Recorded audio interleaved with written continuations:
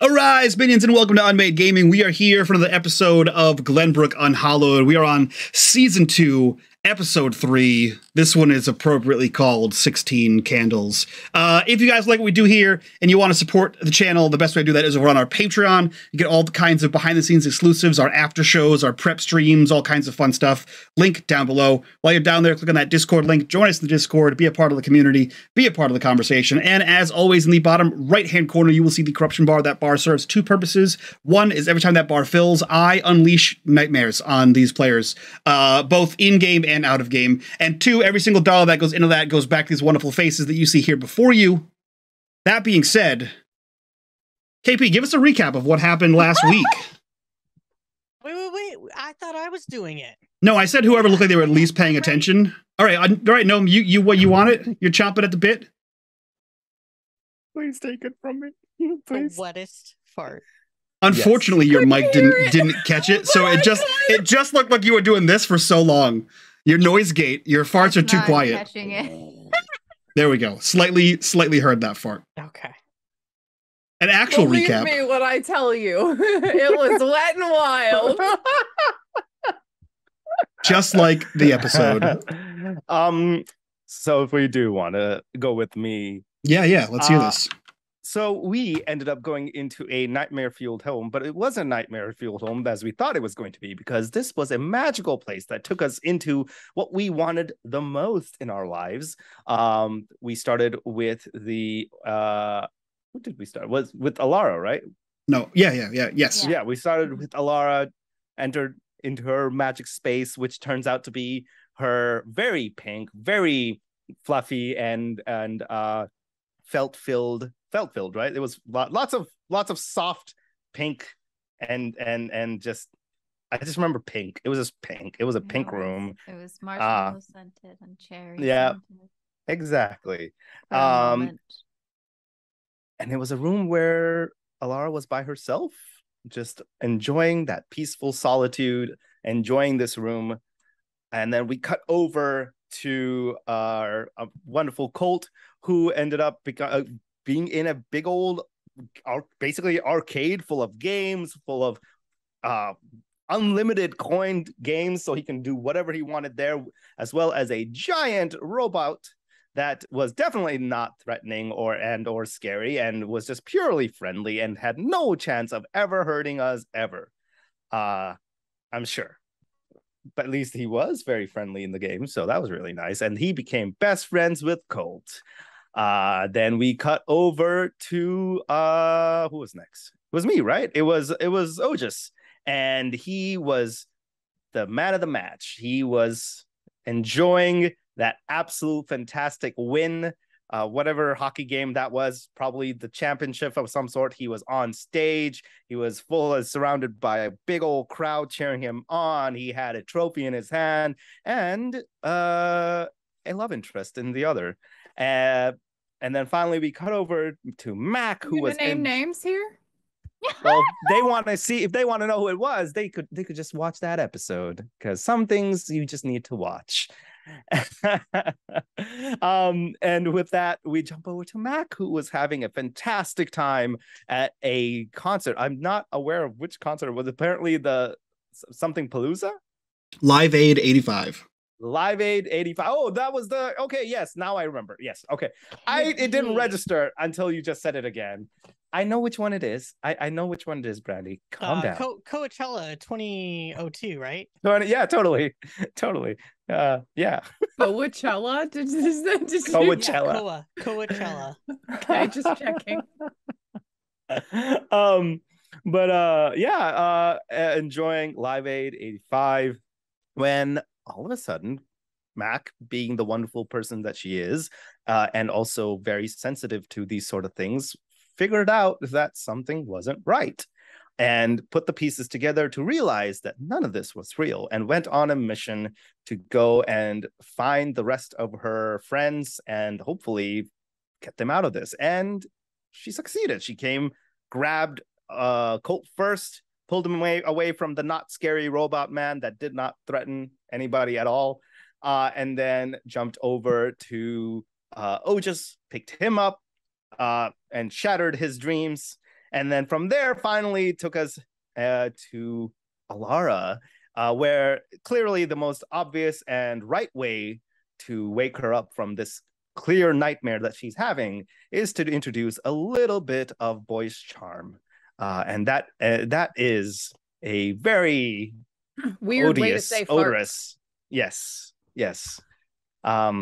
And create the ambiance that was deserved to get them out of this hellhole that they were put in. Only to find that they were back in a empty field and not the carnival that they were supposed to be in, with no one else around, none of the carnival folks, none of the crowds, none of the tents, nothing, just an empty field. And as they were trying to figure out what the hell was happening, they look off into the distance and what looked to be almost like a farmhouse or just a random house in the distance that was abandoned and dilapidated. And across the other way, a bunch of police cars and what looks to be a FBI or some sort of a federal black car came into view. They thought they were in trouble, but turns out they were not even on their radar as they pulled in front of the house and were talking to a bunch of kids there. Was it 3 kids, 4 kids? 3 kids. And yep, 3 kids. And so our crew decided, hey, what the heck is going on over there? And we decided to go over to see if we can listen in, figure out, but weren't really able to figure anything out. Neither could we get into the house to do a little more investigating. So we decided enough adventuring for tonight. We had good amount and we're about to hit our curfew. So let's go home like the good, responsible kids that we clearly are. And that's how it is. Perfect. That is a perfect recap. Well, hey. It has been a few weeks since that. So let me fill you guys in on what I know happened, and you can fill me in on the rest. The morning following the events of the Carnival of Screams was almost as bizarre as the carnival itself. Not only were none of you in trouble for staying out past your curfews, all of your parents had no idea what you were talking about. They have no idea what carnival it was. They were never at a carnival. They've never heard of the Carnival of Screams. Everyone you speak to seems to have no idea what the Carnival of Screams is or what you're talking about. In the following weeks, Mr. Wellington and Miss Trivedi continued their courtship, while Mrs. Kaya threw herself full force into prepping for the upcoming school year, as apparently Principal Rooney has extended his sabbatical into the school year. Thus, Vice Principal Gleason has started to make some changes in his absence. For the last week, and likely into the next week, all of the high school department heads and select teachers have been attending full-day workshops with Mr. Gleason and an outside consultant called Mr. Black. Alara, your mother is one of those teachers.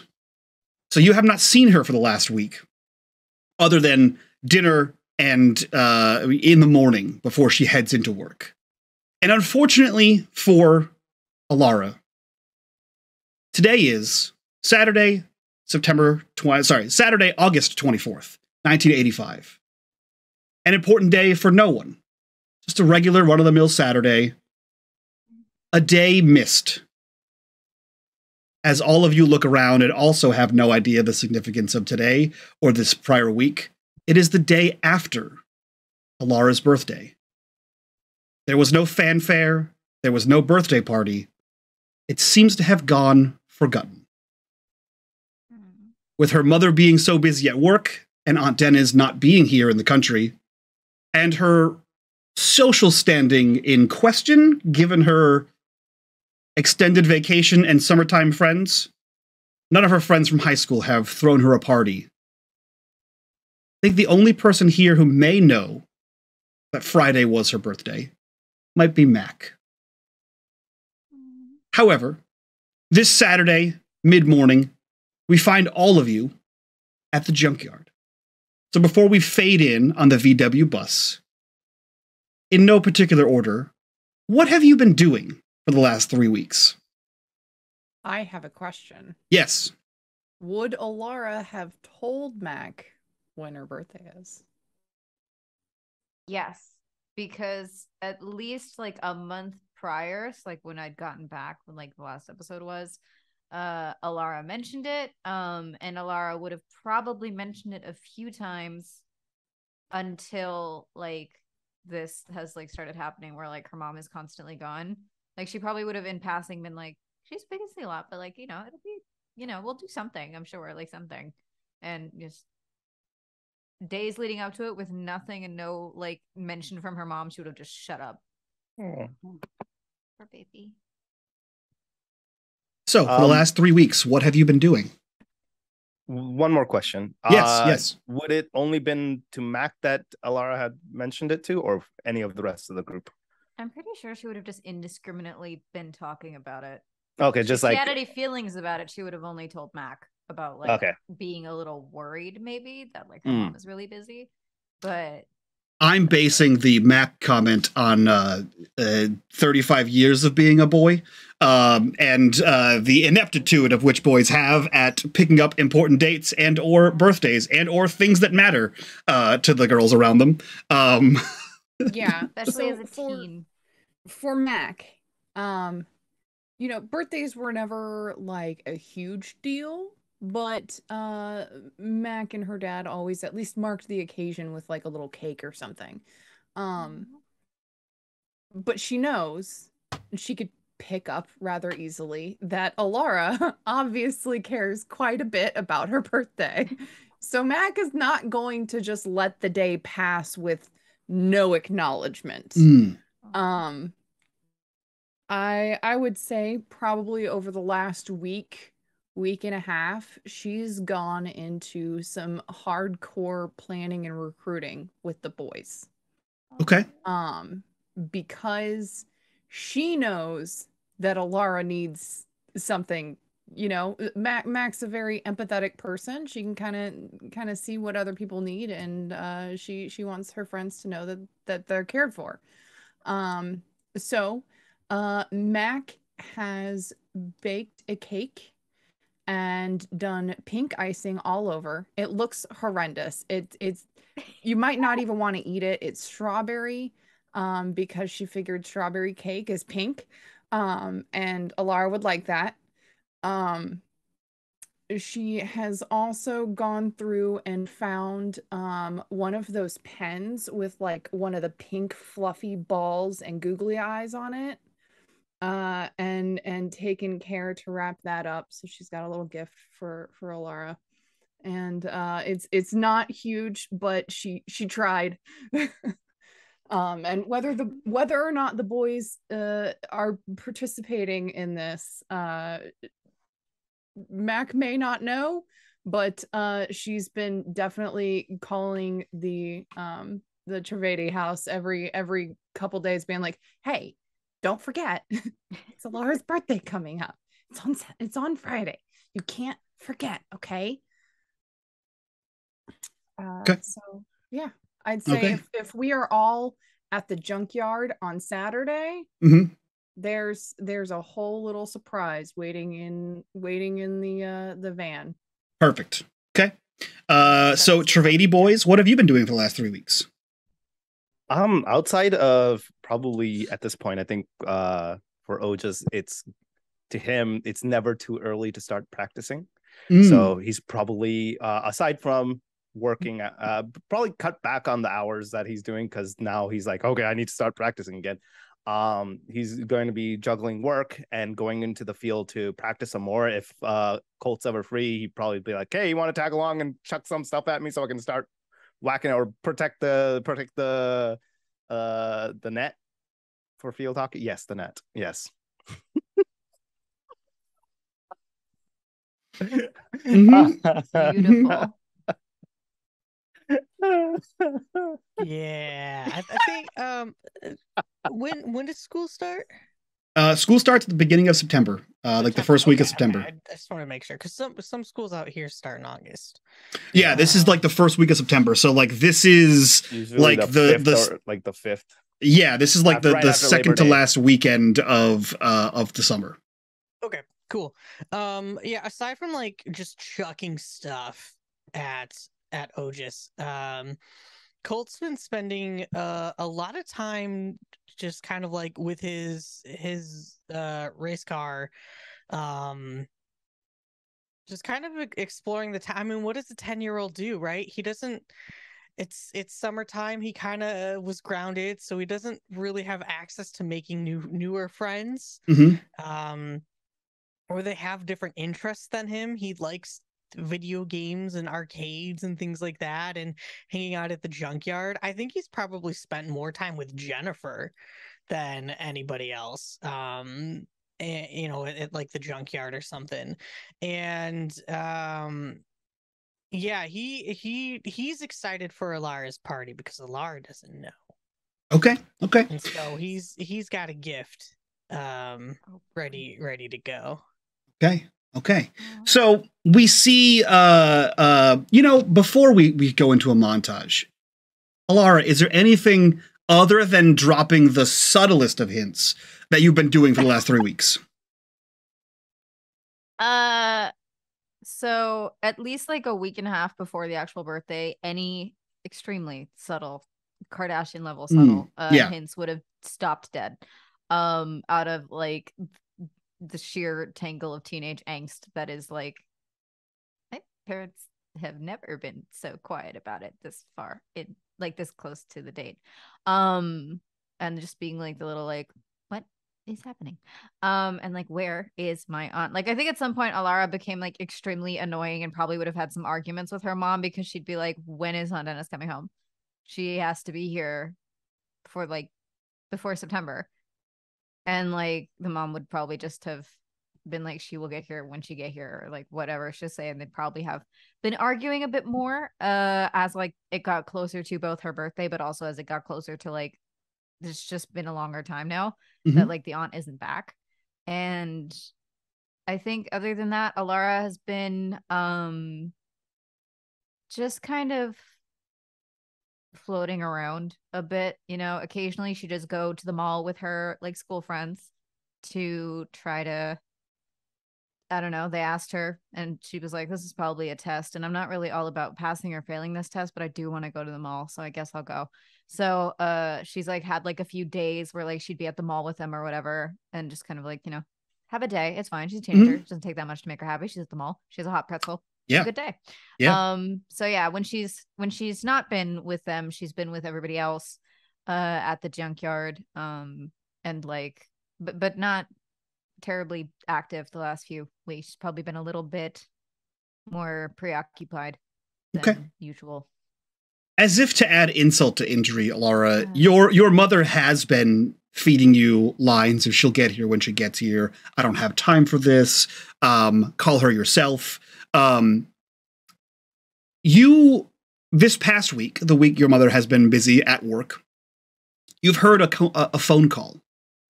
Perhaps you picked up the phone to call someone else. Perhaps you were just in passing and heard this phone call. The entire conversation was spoken in, correct me if I'm wrong here, Turkish? Is that the spoken language? Okay. Yeah. So it was, the entire conversation was spoken in Turkish, of which Alara is fluent, fully fluent. Okay. Yep. Aunt Dennis is coming home within the next few days. However, your mother has not mentioned it.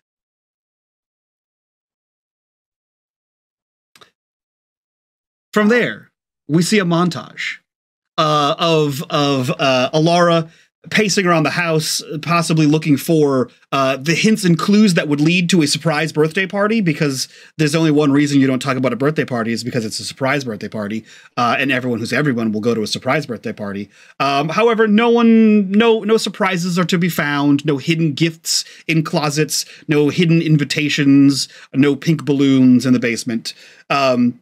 We see a mall scene of a pack of vapid teenagers eating pretzels, pointing at boys and girls respectively across the banister at the mall. We see someone in a hot dog on a stick uniform because that's just funny to have. We see Colt in and out of the junkyard with and without Miss Jennifer there with him, working on various bits and bobs, the bike every once in a while. Colt, you see that there's a little bit more traffic in the salvage yard than usual. There's a few cars coming in, black cars coming in to speak to Tommy. It seems as though he's being commissioned for salvage for some sort of parts for something. Not quite hush-hush, but it's adult business, and he hasn't involved you, as you're just a kid that sort of hangs out there. Ojus, we see, because I love doing this to you, we see a solid one-on-one game, shirts and skins of field hockey. You and Lucas, you get to decide who's which one. We see a montage of Colt throwing things at you, the two of you sometimes. We see you at the A&W slinging hot dogs, and we see a montage of Mac, who is having her first cool girl panic attack, where she has to plan a birthday party, which is thus far the first time she's had to plan a birthday party, I believe, and coordinate presents and boys being there and a party happening and a cake. Wait, is someone expecting boys to be there? Oh, they don't count. Just and Colt don't count. Discarded. Okay. I love that. 10 out of 10. We see this helter-skelter hectic planning of a last-minute birthday party. And then we cut into the salvage yard, where Colt, Ojus, and Mac are already there waiting to unleash the surprise. Alara, you are being escorted to the salvage yard, whether you realize it or not. You are with Jennifer. She has told you, hey, we gotta the Colt, he's got something for me from my bike. Once we figure it out and get it to like work right, I'll take you on it. I'll put you can ride on the back of it, and we'll go somewhere. Cool. Yeah, cool. Yeah, she wouldn't have picked up on anything. The fact that your crush talks to you, even if your crush is like, "Hey, are they serving pizza on Friday?" His hearts. Everything has like a his hearts, and like the only brain cell is like, so in Alara's head, it looks like that dream room, except the brain cell is the one laying on the plush carpet in the American Beauty sequence. It's the light pink vignette around Jennifer, with just hearts coming out. As she walks you, as the actual surrounding is a literal junkyard full of shit, scrapped cars, pieces of machinery, a crane. So you see piles of wires and boxes and random metal things and tires and engines, as you round the corner towards the VW bus, the hideout, as it were. Mac, what does she see as she rounds the corner? So as she rounds the corner, the bus has the side open, and hanging from the side to other piles of trash are pink streamers. They've been twirled so they're nice and pretty. Like, if this were not a junkyard, this might actually be a really pretty little setup for what a 14-year-old can do.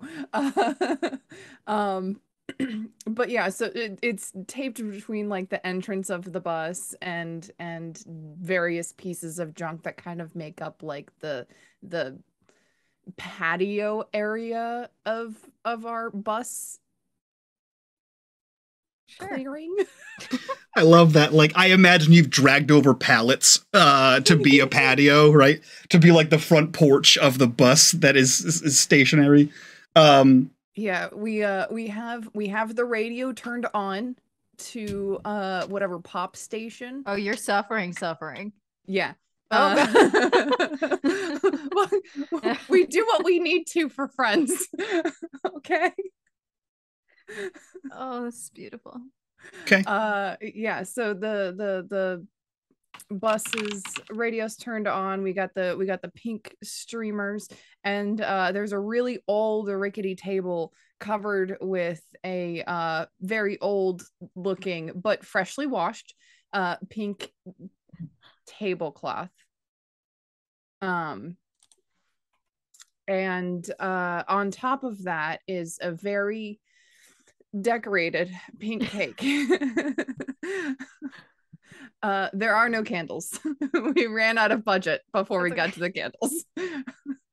I imagine like all you had was like a baking sheet, right? So you made a cake on a baking sheet. So it's this like square cake that like rose uneven. And you had like the squeeze tube of pink frosting, and it wasn't enough to cover an entire sheet pan. Like it was enough to cover a round cake, but not the whole. So it's like 3/4, and then it like fades out as you try to like smush the frosting along the edges. It's rustic. You can kind of see where like some parts it's so thin it's almost translucent. But it's a pink cake underneath, so it's harder to tell in some other areas. Perfect. Perfect. She tried real hard. Excellent. So you round the corner, Alara. You round the corner, shock and awe as you look out, as you were lured into this pink trap. You see Colt, who I can only imagine there's like a little bit of drool for a giant cake. You see Colt there, ready to go. You see Mac there doing her best Vanna White to like surprise, and you see Otis there, and you see Lucas in the background, who is not really super interested in this party, and is just sort of here out of some weird obligation.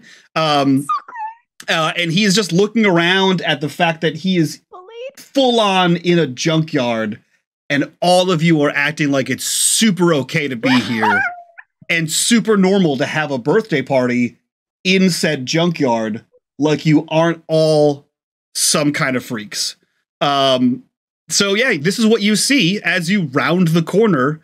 And I think either Mac or Jennifer, or simultaneously, there is a surprise. Surprise! I just like an off note. Surprise! Happy birthday! Oh my god! And then you get like the immediate, like the instant clock of like there's only one person who was responsible for this. So you get an instant like run up, like big hug from Alara. It's like probably like if we were older, you'd be like, this is a hug that's so tight. Are you okay? But we're teenagers, so we don't clock that shit. So it's just a really warm, big, slightly long hug. Before like after a minute you get like a really awkward pat on the back. Like people don't normally hug me like this, so well, they do now.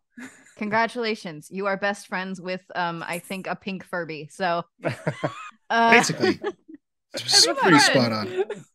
Pretty spot on. So yeah, there's a hug for Jennifer that's like before Alara can get nervous about it. Colt gets a hug and a pat on the head. Just gets a hug, and then it's very short. It's like, oh, pat. Let's do fist that. pump. Pat, sure, that. And then like there's the enthusiasm like to Lucas, and then like, hi. He waves at you. This is so nice. Oh my god, that's so. Oh my god. This is so pretty. Because it's like she means it. She's like, it's pink. She thinks it's pretty. She's like, this is amazing. This is perfect. There's pop music. It's pink. There's cake. Did you do all this?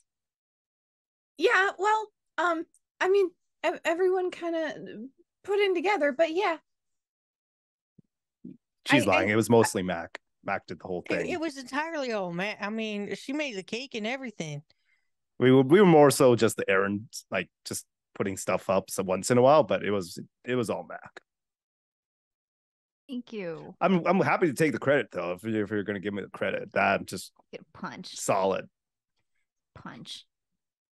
Not even having to look at you, just punch. It seemed like it meant a lot to you, so I just wanted to make sure you felt appreciated, because we're glad you're here. Thanks. Glad to have you back, Red. Here, I got you something. And Cole's gonna hand wrapped in the funny section of the newspaper, right? Because and wrapped is a very loose word. Yeah, inside though is a pink scrunchie and one of those like eraser ends that were like a troll with like pink fuzzy hair that clearly he won from the arcade. Like clearly that cost a couple of tickets. I'm just as it's being handed, I'm gonna lead in and be like, he did that all by himself. He didn't want help. Just say it was the best rapping you've ever seen. No, it's so cute. Thank you. And so the unwrapping is like very careful because Alara grew up in a family that reuses paper. So like she's like very skilled in the art of like sliding your hand over the tape so that nothing rips. Been there. So she's able to give you back pristine funny pages for continued reading use. Or like another gift. And like immediately like puts the scrunchie on her wrist. And like it's just like, thank you. This is so perfect. I'm gonna wear this every day. And you get another like hug, and another, kid pat on the head. Like, thank you, Colt. I love it. It's perfect. Yeah, and you wrapped it really well. I didn't really get you anything because I didn't know. I didn't really know what this was. So. I just showed up with my guy. Is appreciated. Thanks. And he like goes to give you another high five that like you clearly not paying attention. No, it's cool. That's cool. We'll work on that. Cool. Anyway, what about that cake? Coming. What about is there more? Yeah. Dude, be cool. Cake? I'm just. I'll wait. Yeah, I'll wait over. We should fine. probably eat too. I'll wait. Sure, but I mean, I think I don't know about Mac, but here, and he kind of just thrusts another gift into your hand. This one wrapped? It is actually wrapped fairly well. I mean, for a 16-year-old boy, it is wrapped decently. It is not like your origami level. Someone who has practiced at this stuff, but it covers the entire package. Clearly, a lot more tape than needed was used. And apparently at one point, at some point, probably a little bit of glue as well. Because yes, and has one of those stick-on ribbons on top that is very, very vibrantly neon pink. I love that. I'm being vividly reminded of my 16th birthday, which was my first boy-girl party, and all my guy friends were so nervous about giving me my gift that one of them didn't stop pacing for like 10 minutes. Oh, it was very sweet. And you could definitely clearly see Oja's, like, if you were paying attention, he's like rubbing his hands and hoping that it's not bad.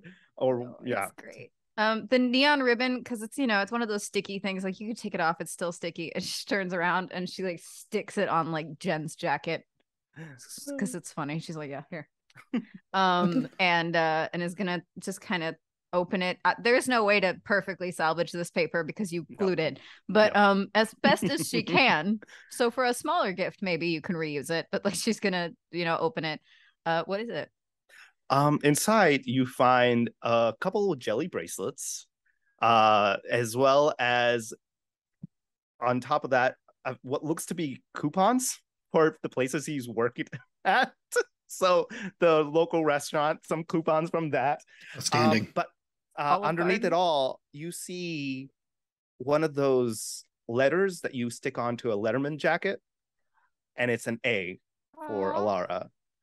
He's like, I don't, I know it's not much, but yeah, I hope you like it. You get a genuine like hug. This is one of those things where it's like, you both know, like, never bring this up, but you do get a genuine hug. The jelly bracelets are slipped on. She does have a purse. So like everything, like the coupons and the letter. So the coupons, the letter, and the troll doll are going in her purse. And like she like lifts up the letter as there's like, I'll put this on my jacket. I didn't know if you actually had a Letterman jacket, but like, no, but she can find a jacket. She'll put it on something. Trust me. Worst case scenario, she'll grab those pants that she hand painted and put them on the ass. So yeah. She'll make do. Trust me, she'll put it somewhere. I feel like Alara has one half of so many jackets, the top half of so many jackets. Yeah. That would be when Mac pulls out well, it's not a box. It's clearly just like this stick that she has wrapped not very great in what was obviously packing paper from the music store. And she hands that to you. When you open it, you see, as I said before, just an all pink pen with one of those fuzzy, squishy balls on the top that has googly eyes on it. She's gonna be like squealing. She's so excited. She's like, "This is perfect for my new journal. Thank you." And you get like another really big hug, really, really big hug. And immediately she like, does it have a cap? Is it one of those things that has like a little cap, or are they like, is it one of the straights? Okay, so she's like, a cap. Yeah, so she's got a little cap. She's gonna open like a fresh page so nobody can see what the fuck is written in the other pages, and she's gonna write best birthday on it, and then adorable. And put the book and the pen in her bag. Adorable. She's very happy. Thanks. Mac is glowing with pride. You can see that Lucas is not sure what to do. I feel like in typical bro fashion, he was given not nearly enough information. Dude, we're going to a party. Let's go. Yeah. Oh, no! So he expected one thing, and this is very different, and he's not sure what to do with his face or hands. He's just like, and he like motions towards the cake again, trying to figure out what to do here, because you, Alara, you and Lucas have probably had single digits worth of conversations together. So he has no reason to be here other than he was told, "Hey, bro, we're going to a party," and then he showed up and he arrived at a junkyard and is like one of those moments where like, as Otis was leaving his house, Lucas turns up like, "Dude, let's hang out." I'm like, yeah, you want to go to a party? Let's go. Yeah, let's go. Yeah. And he was so down to go to a party on Saturday morning, and then this ain't it, as the kids say. This ain't it. This is not the vibe, as kids in 2022 might say. So he again awkwardly motions towards the cake, hoping that someone will catch that like he doesn't know what to do here, and then he sits down at this like busted picnic table and just sort of waits. You see Jennifer kind of looking around. Both of her hands are in her back pocket as she is sort of shifting, maybe nervously. Depending on, I mean, Alara, you might not catch it, but you also never seen her kind of wobble side to side like this before. But she sees someone else sit down at the table and immediately like sits side saddle on the picnic bench and starts just like passing out. I assume plastic forks and plates to everybody, just sort of trying to busy herself. What are the rest of you doing? They're not plastic forks. They're actually the forks from Mac's house. Love that. Because her dad works at a record store. What do you expect? Yeah, because you gotta buy plastic stuff. Yeah. Yeah. These are normal plates. Yeah, we as plates start being passed out, Max says, just be careful with those because they're actually from my house. I just need to bring them back when we're done. Oh, yeah. Okay. And she like hands one like very carefully to Lucas, and then starts like placing them onto the tables and just sort of like tossing forks on top of them, waiting for everyone to join her at the table and cut some of this cake here. Who is cutting the cake? The birthday girl. Oh God, I don't know if you want Alara to hold a knife, but I'm just asking. Mac will probably cut it unless somebody else goes for it first. Cut it. I think Otis would like offer the knife to Alara, and Alara would just look at Otis like, "You want me to have a knife?" Mac's gonna cut it. I got it. I'll start cutting up the cake, and I try to start from the middle because it has the most icing in it. Yeah. Because kids don't need to do things normally. Kids do things as it makes sense. You gotta make sure that Alara has the best piece, which is where you started icing from and then spread it out. Absolutely. Exactly. Absolutely. So you have approximately 75% cake, 25% frosting in that middle slice, which is in fact the best slice. And it is exponentially less frosting as it radiates out from the center on this sheet pan. But everyone has passed out various amounts of cake. You are all sated in the throes of questionably delicious strawberry cake. KP, you have a question? I was just going to say, in that moment, Otis is probably going to actually cut up his cake a little bit more and then give up a majority of it to Colt, because it's sports season now. He's trying to make the cut, so he's gonna just keep a small morsel out of, like, you know, being like the nice, like not having any at all, but at least a little. And at that moment, he's probably gonna be like, yeah, dude, sorry, I don't think I introduced anybody here. So this is birthday girl Red. I mean, Alara. This is Mac, and this is my brother. Colt. You already know Colt. This is Colt. And that's Jessica. Jennifer. Sorry, that was KP messing up. Little retcon. It's fine. I called her Chloe because I forgot I changed met her name. like 3 times. It's true. And he's a jock. He's just. I mean, she has a reputation at the school, so you'd probably know her. You'd know of her by name and look, at least. You motion to introduce everyone here at the table, and also not prepared for introductions. Lucas looks up, and there is pink frosting on both sides of his mouth. And about 3/4 of that cake is in his mouth. He is not cutting for sports season, and didn't realize there would be a talking portion of the cake eating part of the birthday, and has just housed a bunch of cake. So you see him holding you see him holding Mac's dinnerware, eating cake like it's rice and Dragon Ball Z. Just Okay.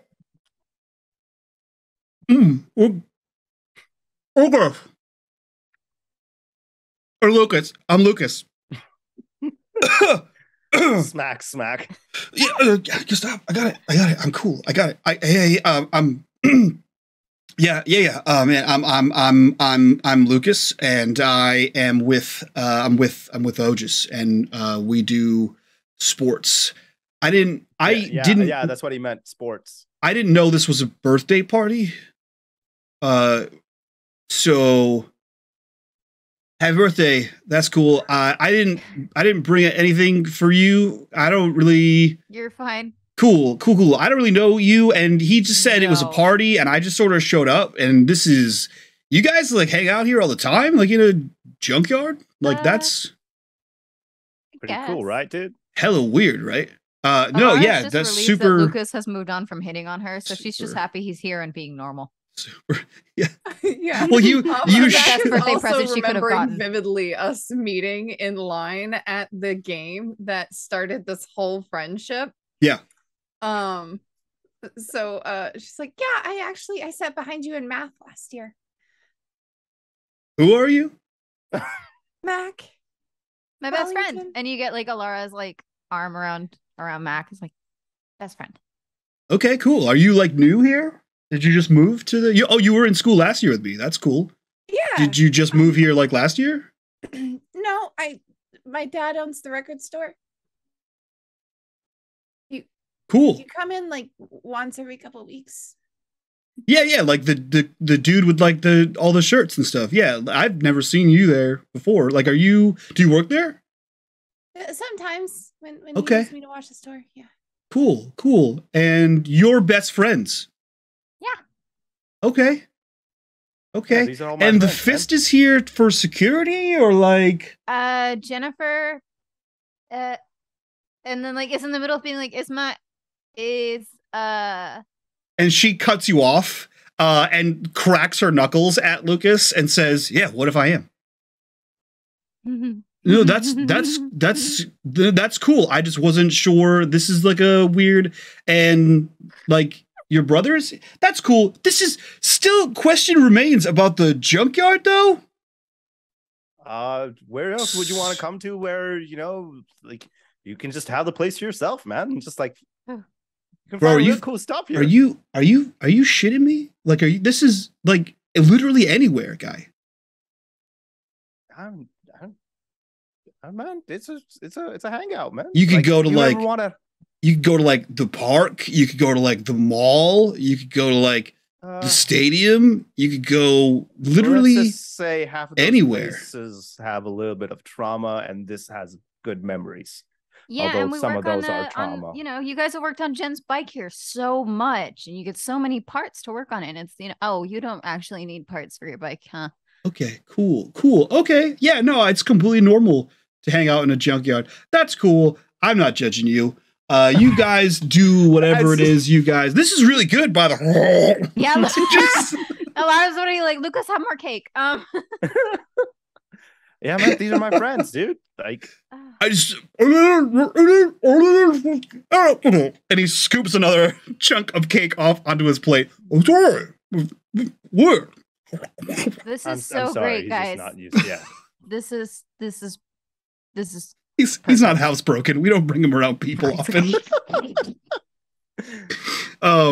Yeah, Alara's just like so grateful, is just really happy, and is like trying very hard to like focus on how happy and good this is and not on why this was necessary. So like it's very compartmentalized, just like, this was perfect, this is great, you did amazing, I love the decoration, and like she's aware that she's the only person in this group of people that listens to the stuff that is playing on the radio right now, with like pleasure, versus like, I mean, Colt's a kid, so I'm pretty sure like most stuff you put on is probably not going to be like, you know, you're not old enough to be too cool for some types of music yet, you know, versus everybody else who is probably really suffering. But Alara is just like very grateful, you can tell, and she just like, she keeps switching between like giving like Mac a hug, like a little appreciative squeeze, and like leaning against Jen, who has to be nice to her in her head, and allowed her to put a bow on her jacket. You haven't noticed it yet, but the bow is no longer on the jacket, and she has done that thing where you just sort of gently place it behind somebody and let it just like static to their hair, and is now somewhere fallen down the back of your hair. That's great. I love that. As you're leaning on Jen, she abruptly stands up, sort of like jostling you off of her, and then she looks at you and she says, I gotta, there's the thing with the bike, I gotta show you. Oh, you did. I gotta show you the thing. Okay. Yeah. No, I for sure did. This is a whole thing, and Colt is helping with. Anyway, check this out. Okay. And I'll be right back. She gets up, and like before you have time to like get up and like actually follow her, she walks off with this awkward stiff walk around the side of the bus. And this is a side of Jen that you have not seen before. She is leaning on the back door of the bus, unaware that she is partially visible through its windows. And she is leaning there, doing her best James Dean, right? As she like hand on the back door, other hand jammed in pocket of her jeans, just trying to look just as cool as she can, waiting for you to round the corner. What? You asked for this. It's just you do this so well. You are such an excellent like storyteller that like I can see it perfectly. Good. Hell yeah. So Alara is, you know, like just a little confused, but not smart enough to understand what's happening. And it's just like, excuse me, I guess. And is going to you know, probably give Mac the rest of like just the plate so that it's, you know, somewhere where it's not gonna, I don't know, break or get dirty. And maybe shoots like Mac a look of like, do you know what this is. None of us know things. And it's just gonna kind of look at Jen from behind. She just confused. winks back at you, which is a bold move for Mac. That I is don't a think you've bold ever move seen... for Mac. Mhm. Yeah. So like Alara's like, and like What's all Alara happening? can think right now is like, is everybody crazy today? What is happening? And it's like gonna walk around, eyes on Jen's coolness Mhm. the whole time, just As a it little should bit like, be. what are you As it should be. So as you round the VW bus, she looks to you. Again, you've never seen her try to be cool. And this is weird. this is a little awkward, if you're being honest. As someone who is cool, she looks to you and says, "So I, I didn't want to be weird in front of your friends.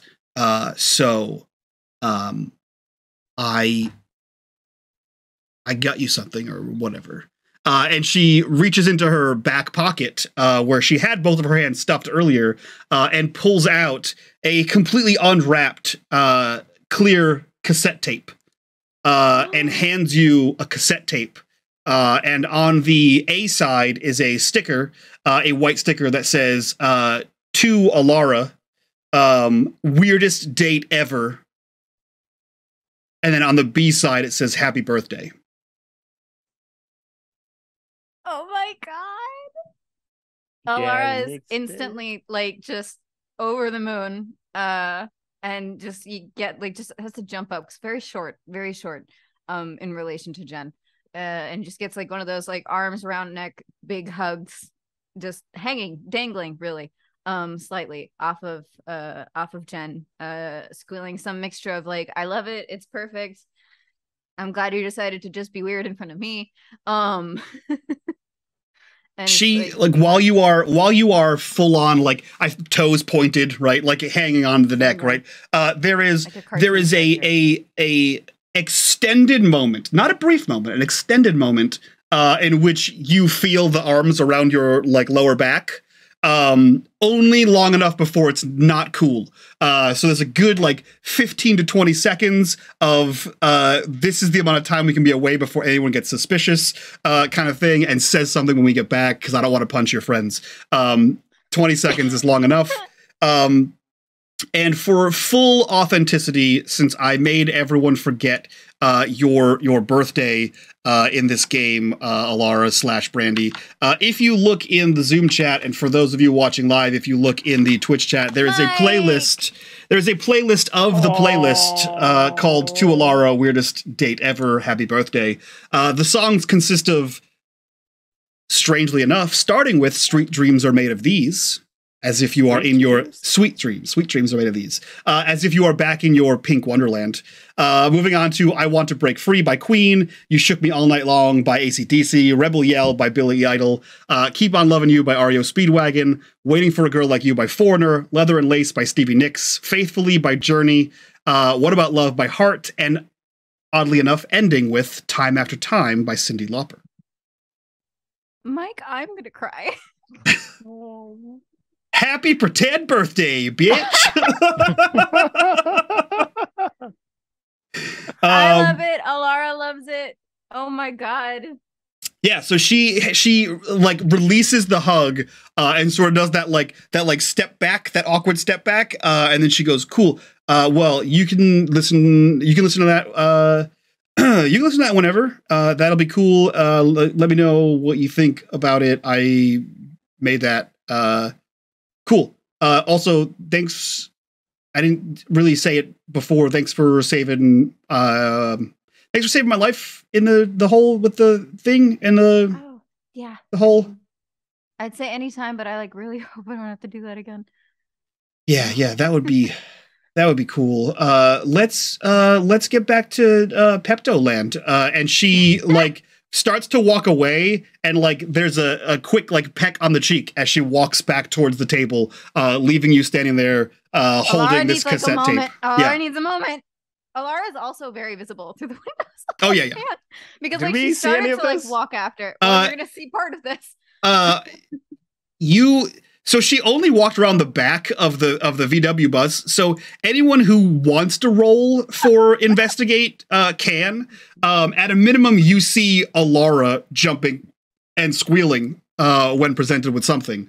Yeah. But if you succeed on an investigate check, you may see Jennifer Dean leaning on the back of the on the back of the VW.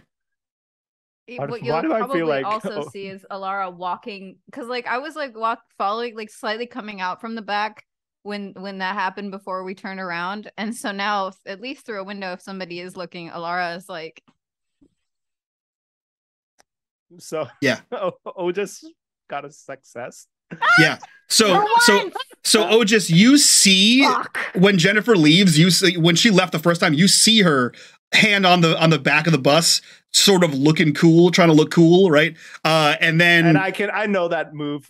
Yeah. You've done that move. You've done it. And then you see her walk back around the bus. You heard the jumps and the squeals. You see her walk back around the bus, and clear as day, through the window, through the slightly open curtain inside the bus, and out the back window, you see Alara doing whatever Alara is doing right now that no one else can see. Pumping the air. As Jennifer walks around the corner, he looks at her, and then you just see him go, "Oh God, you're gonna get punched." Yeah, she looks at you, and then looks at Lucas, and then looks back at you, and then just takes a handful of cake and just pushes it slowly into, or goes to push it slowly into your grin. So she just grabs some cake, and as soon as you're like smiling at her with like big eyes, she's coming for your mouth with that handful of cake. You shut up. I didn't say anything. I'm just being, this is violence. This is whoa. She like leans into you and she says, "Your brother has shown me so many places in here. I will bury you in the junkyard. No one will find you, Otis. Okay, have some more cake."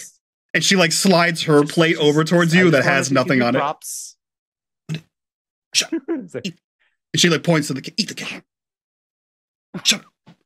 But you see Otis go back, and then you just see Otis go back to the cake, but he's constantly like grinning and looking, and then grinning, and then just eating more of the cake. And she's like, it's like a prison movie where she's just sat with like one arm on the table and she's just looking at you. And every time you like take a bite and like look at her, she's just still there, just staring down. You can just feel hot daggers coming for your life.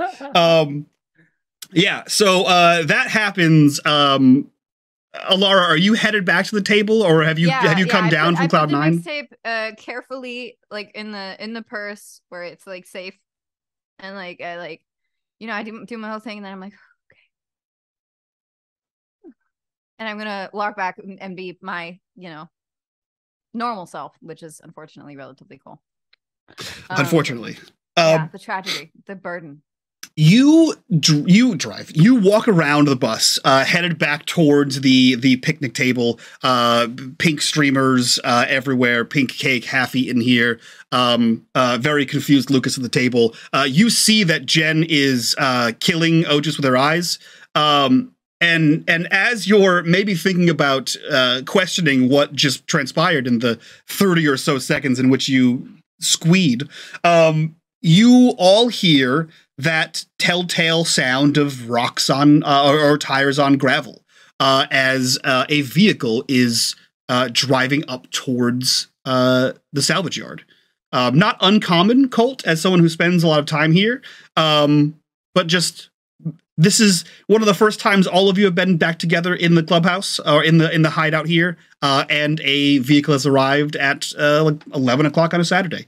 So yeah, you see a vehicle start to pull up, and as the person facing that direction with some know-how, Alara, you see a blacked out Chrysler LeBaron start to pull up. I'm gonna smack Mac, because like when I came back, I like sat down where I was between like Mac and close to like Jen, and like probably like leaned in to like share like an excited like real quick with like Mac to indicate that like later we shall be having conversations.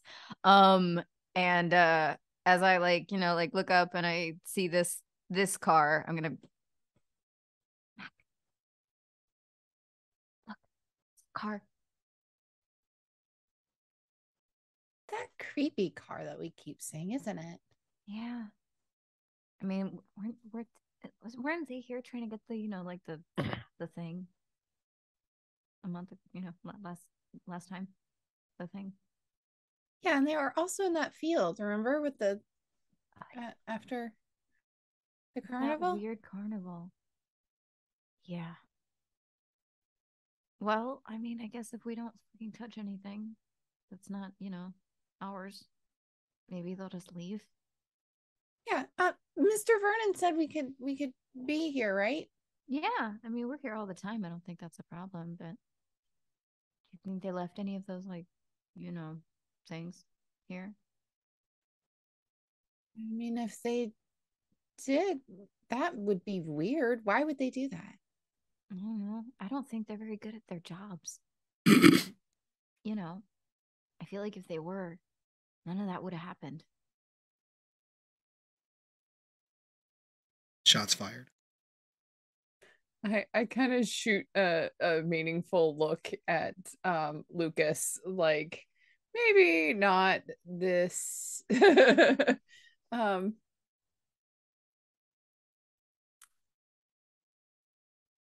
Okay, well, do we want to go take a look? At this point, the vehicle has stopped in front of the main office, and anyone who turns around to look at it, it would be at full view. Okay. Well, we should just stay here and Yeah. just keep an eye. Yeah, just keep an eye on it and make sure they don't knock out that dude again. That was so scary. And they didn't knock him out. They just erased his memory. Colt's gone. God damn it. Outstanding. We'll catch up with Colt, because I can't wait to see what happens here. Brandy, Alara, Mac, and Ojus. Sorry, none of you guys have your names changed in Zoom, so you're killing me. Sorry. Yes, you, and I don't mess up your name. So, you all kind of look at this vehicle. The three of you have at least some passing knowledge of what this vehicle could represent. Jennifer's a little bit in the dark here, and Lucas is just here for cake, man. He has no idea what's happening. The three of you look on, watching this vehicle and what is about to happen. You see at that moment, like, Ojus on his own, if anybody's looking, he is white knuckling the table, like he has a death grip, like staring at that LeBaron, and it's just the memory of what happened up till this point. That is the representation of all of that. So he's just like, oh shit, not again. And he kind of just making eye contact with Alara and Mac, and then tries to look for Colt, and he goes, Colt, guys, where's Colt? I mean, he wanders off all the time. It's fine. He's allowed to be here too. No, Yeah, I mean, he's here more than any of us. No, I get that. I get that. Yes. But then that's here, and Colt is now not. So. Oh, do you think he went to go check it out? I don't know. I just know he's not here. Oh no. Oh. As you scan at about 4 feet high, looking for your 10-year-old brother, I need Ojus to roll me a comprehend. And as a welcome to your 16th birthday, Alara, I need you to roll me a comprehend. Aging out of the game. Nope. Outstanding. 1 second. Do I comprehend things? Outstanding. Okay. The three of you see a young man, probably like 18 to 20, get out of the front seat of this Chrysler LeBaron. He is in a suit, but anyone who has knowledge of suits can tell it's a rather cheap suit. Very much off the rack, very much out of like a Sears. He gets out of there, and he has like a hat on that's like almost like those hats they have in like the cop shows, right? Like in police academy, like that style of hat, but a little bit floppier, right? And he gets out of the driver's seat, walks around the passenger side, and to the passenger side rear door. He opens the door, and the first thing you see out of the door is the end of a black cane. And we cut to Colt. Where are you, Colt? I mean, where do you think Colt's gonna be? Here's this strange car that they keep seeing all over the place, and Colt is so bored at this party because there's nothing going on. Colt does what Colt does best. He's gonna go check it out. Okay. Sneaking around. From taking the long way. From what vantage point would you be checking this out, Colt? Probably from the office. Okay. You're going to go in the office. No, he's Okay. going to be like right off to the side. Okay, cool. So Colt, you have disappeared into the ether. You are around the side of the office, hiding behind an incredibly safe natural gas tank. Oh no. As you kind of peek between the gas tank, that like 6-inch gap between the gas tank and the wall, so you're completely kind of covered watching this. You too see this young man walk around. The door opens, and with the door and the young man completely obscuring whatever's about to happen. The rest of you see a cane hit the ground first, followed by 2 feet in an appropriate number of feet in shiny, polished black shoes. With tapered suit pants, hit the ground, and a man rises out of the back of this vehicle. Now, Alara and Otis, you see a youngish man, probably in his mid to late 20s, possibly early 30s. His hair is immaculately coiffed with a side part. He looks like this suit is a second set of skin. This is an immaculately tailored suit. It fits every single angle. If you could dream to have a perfect suit, this would be the perfect suit. The suit is a midnight black. The shirt he's wearing is a somehow different shade of black, which you'd never really thought about. There might be different shades of black. And the tie is yet a different shade of black. You can distinctly see all 3 of them separated by some sort of tonal difference in the blacks. And he stands up, adjusts his cufflinks, and proceeds to walk around the door. Mac and Colt, you see the exact same thing. However, his skin is the same color as his suit, shirt, and tie. He is completely midnight black. And you see that his eyes glow a strange yellow. As he walks around the door, nonchalantly, the driver doesn't seem to take notice of this strange pigmentation. He pats him on the shoulder. The driver closes the door, moves back around the car, and gets back in the driver's side vehicle. As this man continues fixing one cufflink, fixes the other cufflink, straightens his suit down, adjusts his tie a little bit, and proceeds to walk directly into Tommy Vernon's office. With that almost telltale click, step, step, click, step, step of walking with a cane. What are the 3 of you, 4 of you? What are you doing? I think just Otis is staring at him suspiciously, but nothing beyond just, okay, dude just showed up. And that's it. Okay. Looking at the dude and like glancing back to check, just like kind of like casually like on Jen. I'm just kind of looking between them and trying to she has gone from staring daggers through Otis to looking suspiciously, like she's noticed all of you looking at the vehicle, and she's trying to figure out why she needs to be suspicious of it. So she like turned and like is eyeing it, but you can see there's not really a lot of recognition as to why she's doing that. Oh, God. Yeah. Mac, Colt, what are you guys doing? Colt's closest though. He right there. He's going to he don't want to get caught over there. I'm sitting here looking over at my and my sneak not very good. But he's gonna kind of weasel his way through the doggy door into the office. Into the office and take a little listen. Outstanding.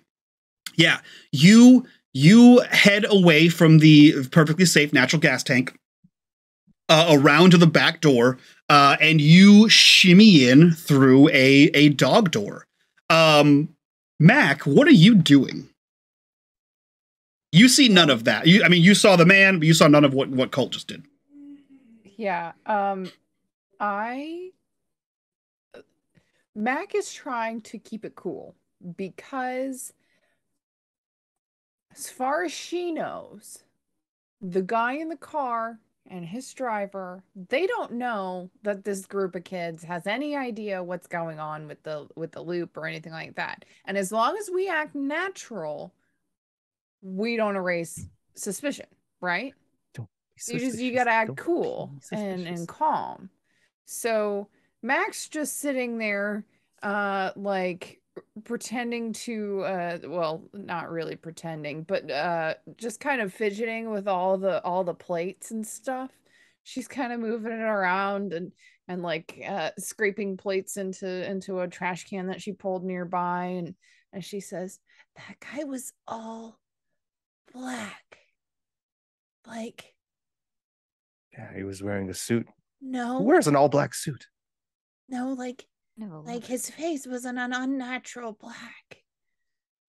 Like his eyes were glowy. You didn't see that? No. No. Glowing? Like the stars on like my bedroom glowing, or like flashlight glowing? Yeah. Oh. Mac's not entirely sure what she just saw, to be honest. She's she's one of my favorite like narrative tropes is like this or that. Yes. Wait. It's like you sure you're okay though? Like, are you sure you saw this?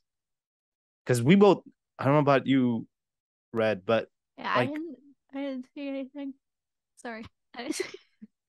no, it just anything like that. looked like a question.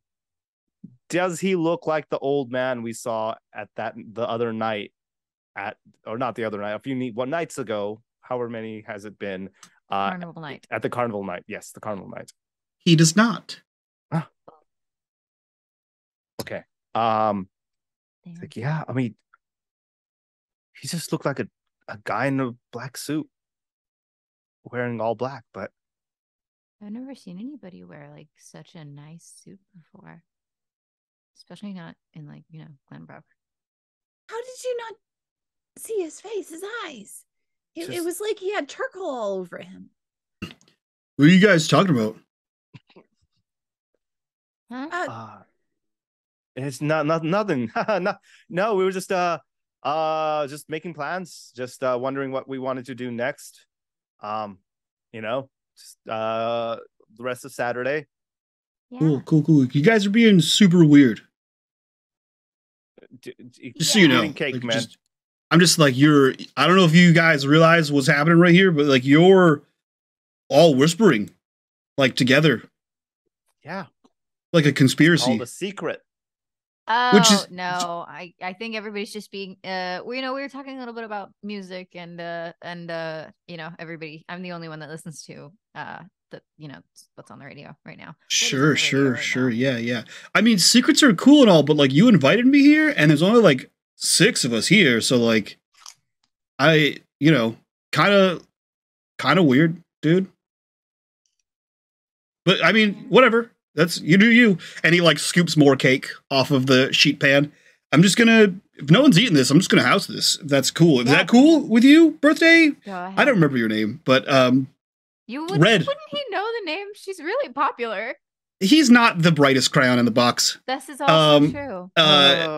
Red, right? That's cool. That's a cool name. It's a cool name. I like that. I dig it. Yeah, anyway. Cherry. And he like no. I'm pretty sure it's strawberry, right? That's what the record girl said. I'm Cherry. The nickname's Cherry. Otis just fucks it. Oh, your name's Cherry. Okay, cool. That's a weird name. I'll remember that. I'll figure it out. Okay. Figured. Cool. All right, have your secrets, man. Whatever. He starts eating more cake. As this is all pointed out, Jennifer sort of leans into the rest of you, also realizing the conspiratorial secrets situation. And she like leans in to try to be part of the secret, because at least she knows some weird stuff's going on. Yeah, I look to Jen and I say, did that guy look funny to you at all? Yeah. Yes, he had yellow eyes. You saw that? Shit. Okay. Yeah, my eyes. I don't need glasses. No, I mean I didn't see that. Neither did Otis. Okay, well maybe you guys need glasses. Oh God, I can't have glasses for I would look game. so cute with glasses. Ah. What? What? I would. I have a great face. She just that's just I can't wear glasses. I look cute. That's it. She just looks at you, and then there's like a slight smirk. Anyway, yeah, of course I saw him. He was right there. Okay, so both of you saw this. Weird. Oh my God, my brother. Where's my brother? Oh shit. We cut inside to Colt at that perfect segue of where's my brother? Oh my God, oh shit. Colt, you have crawled in through the doggy door in the back into this office, of which you've been in a number of times before.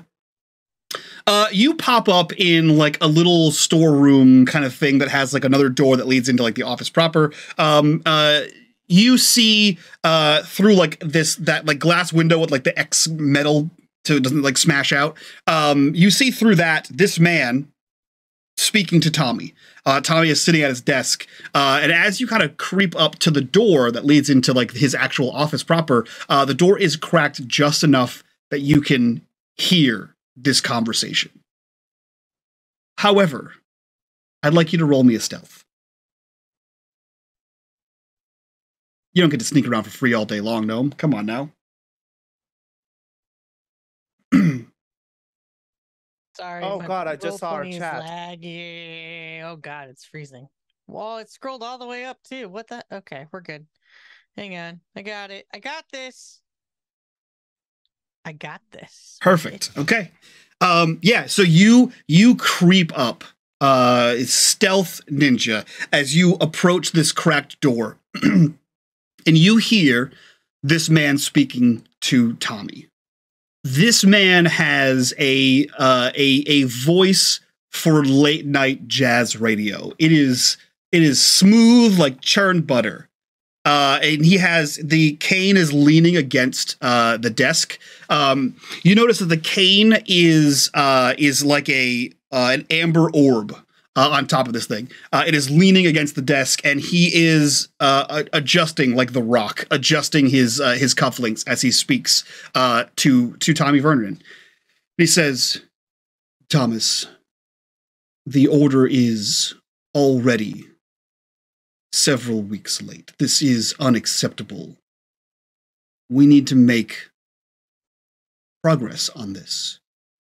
You were tasked for something quite simple. You cannot make this happen for me, then I can have you easily replaced. Is that understood?" Tommy responds, yes, Mr. Black.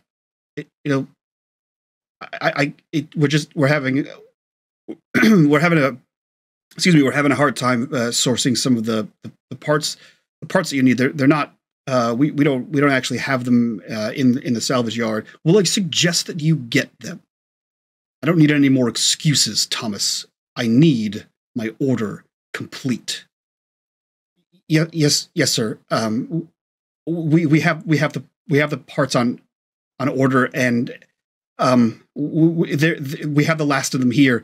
And we've already shipped the rest of them to the school as per your orders, and I think construction already started. I'm not sure. I'm just on the parts, and fine, Thomas.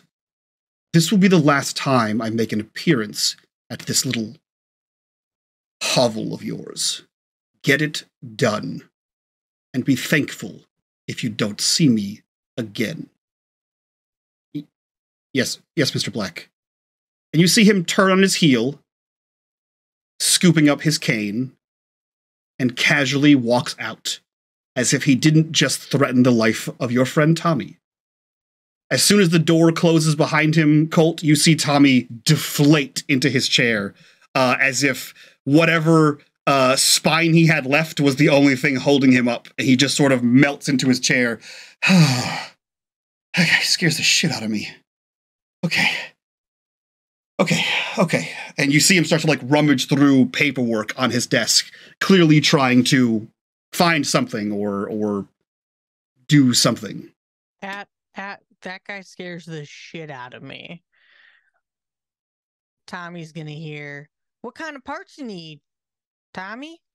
There is a clatter of things as Tommy is in one of those like 4-spoke office chairs with like the metal wheels, and he almost loses that chair out from underneath him. A metal dustbin of like mail just off the desk as he collects himself, spins towards you, eyes completely wide. Colt, what are you doing? What are you doing here, Colt? You're not supposed to be in the back office, Colt. Well, I thought it'd be okay. I wanted to bring you. I wanted to ask if you wanted some cake. We got some cake. No, little dude. I'm really. I had a meeting with a client just now, and I'm really busy. I gotta get back to. No, don't worry about it. None of your concern there, little dude. How's the bike going? And you can see he's like trying to pick up and reorganize his life at this moment. How are you? Do you need anything? How are you doing? Yeah, no, we're great. We're just hanging out, having a birthday party in a junkyard. You know, totally normal behavior for a group of kids. Yeah. But that man seemed real nasty. You saw that. Yeah, well, I mean, you didn't. Well, He's funny looking. That's not very nice, Colt. He's just a difficult man. He's sometimes you have customers that are good customers, and sometimes they're not good customers, and he is a difficult customer for sure. He's a very stern guy. I don't really work with him a lot, so it's fine. It's just this one time. Oh, okay.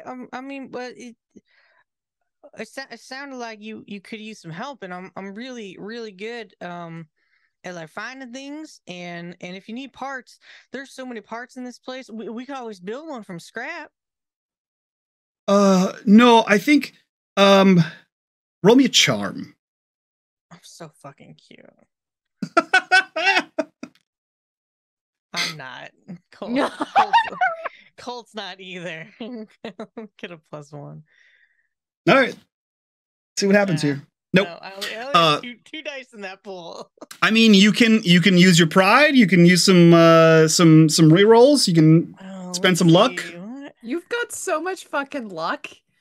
Yeah, but we've got a lot of episodes. He's hoarding it for season 3. I only have 2 dice. It's not smart to use luck mathematically in this situation. Okay. I mean, I can fix anything. I could check my pride right now because that gets re-upped every episode, right? Or no, every game. So every game or every episode? I think your pride is once per adventure. I think you're right. So we're not going to use that. I think the rules are once per adventure. It's not gonna be. This is definitely a problem because no one wants to listen to me. Yeah, I don't have anything to. Okay. Yeah. So you try to lay it on thick. And he says, little dude, I could, if it comes down to it, and I need to build it from scratch, what I'll do is I'll call down. I'll call you up. Right, I got your number, and he like points to a cork board. I'll call you up. I'll call my guy Rex, and he's got like some shop assistant kid, Joe, I think his name is, and then the four of us will get together and we can build this thing if I need to. If I need to, I'll call you up, but only if I need to. I'm pretty sure I can find this. I can get this. It'll be fine. Okay, I just don't. You're such a nice guy to me, and like I just don't want to see you getting in any trouble. I mean that when you got yellow eyes like that, that's not normal. That looks like he was gonna just like rip your head off or something. What? That man, he's a nasty man. It's gonna. It didn't sound like he was just gonna like. It sounded like he was like from the movies, You ever see that? What gangster movie came? Was it in Goodfellas? No, Goodfellas. No, Goodfellas came out in the 90s. That was the 90s. Probably Godfather was out by now. Was Godfather out in 80s? Yeah. No, Godfather. Yeah, I think Godfather came out in like the 70s. Oh damn, you're right. Yeah, it came out in 1972. Godfather 2. So. Damn. Yeah. Okay. Yeah. Scarface was 83.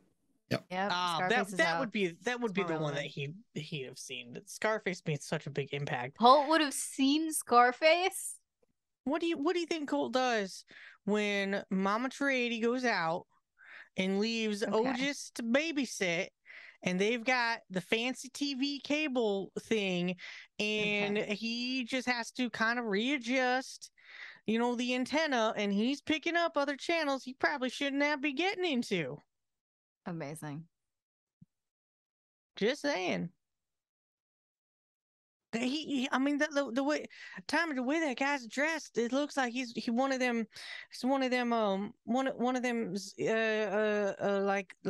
like New York gangsters, right? What if he's from the mob? I don't think nobody dresses like that from here.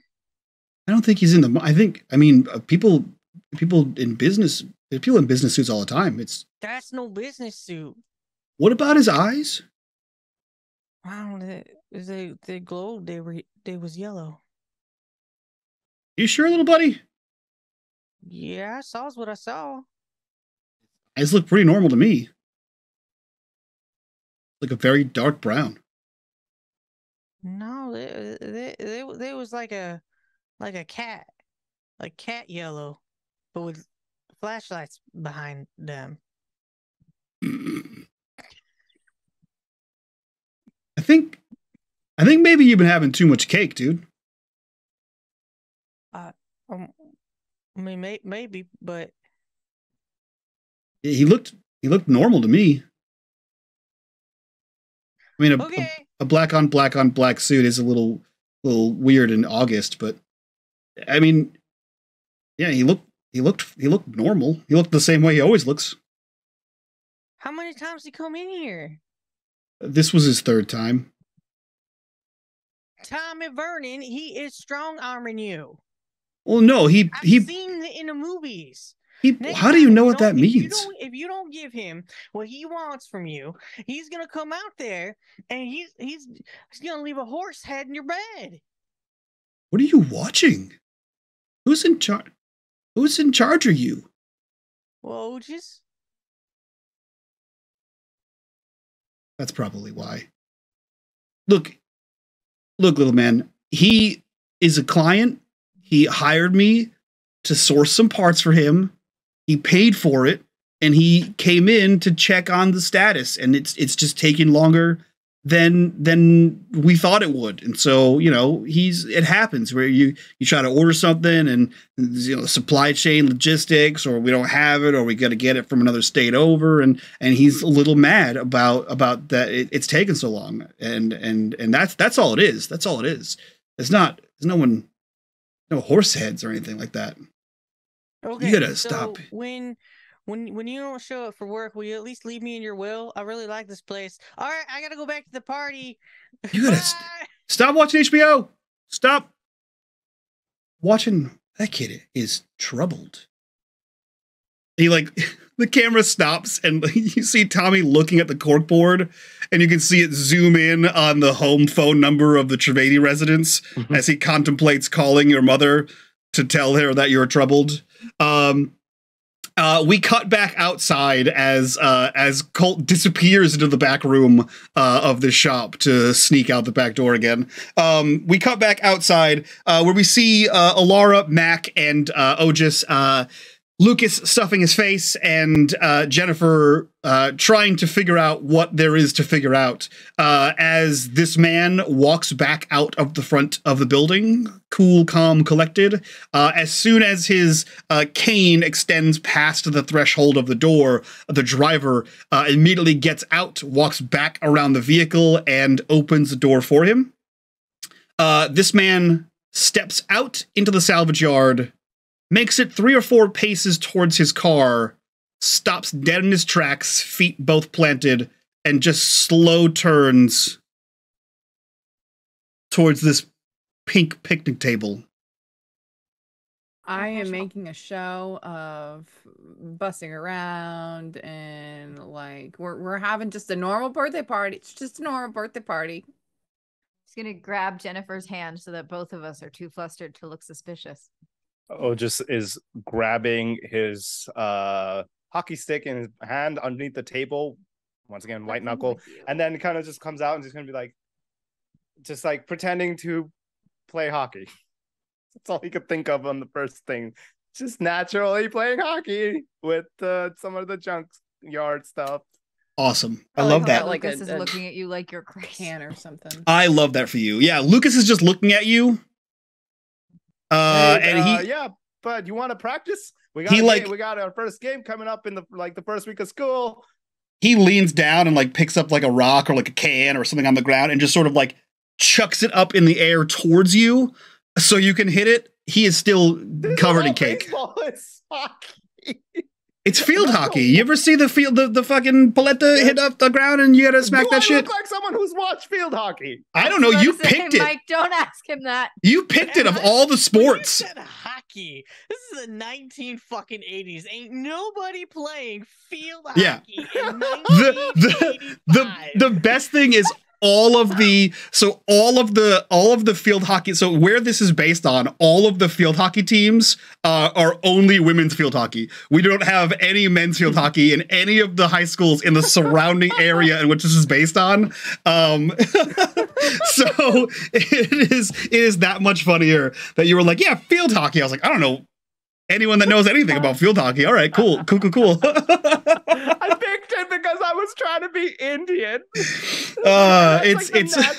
It's New England where we have blizzards. It's regular hockey. It's hockey, ice hockey, my guy. Into it. Back up. Of course. Yeah. So he like throws it up for you to like practice or whatever. Cricket. That's fucking terrible. That was my only other option. Like, there's no way. No one. Baseball's like cricket. You all act as normal as possible, possibly too normal, as this man deadpan slow turns towards the table, and you see his body begin to rotate as he takes a step towards you guys. Slow, methodical steps as he just casually paces over to you, looking at the streamers, the pink tablecloth, the 90% eaten cake. And he stands there, again, feet planted, and he says, "Are you having a nice day?" Yes, sir. Yes. It's a birthday party for me. Excellent. I can't wait to see all of you in school next month. Are you a new teacher? I'm a consultant for the Oh, district. you've been working with my mom. Yes, Mrs. Kaya. She is a pleasure to have in class. Fuck you. Fuck you. All of this shit. Oh, well, she's been having a good time at work. I think she's, working hard. Well, we love to hear it.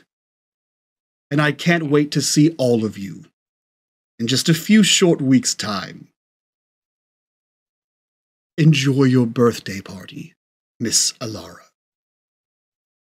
And he takes a single step back and turns on his heel and walks back to the car. And with one final nod to your table, he tucks into the backseat of his car. The driver closes the door, re-enters the front seat, and begins to slowly back out of the salvage yard. At which time, Colt comes around the perfectly safe natural gas container and I assume rejoins the rest of the group. Oh my God, Colt. Books it over there. Yeah. Just books it. Mac goes over to the front of around to the other side of the bus, so she is not in view, and throws up. Okay.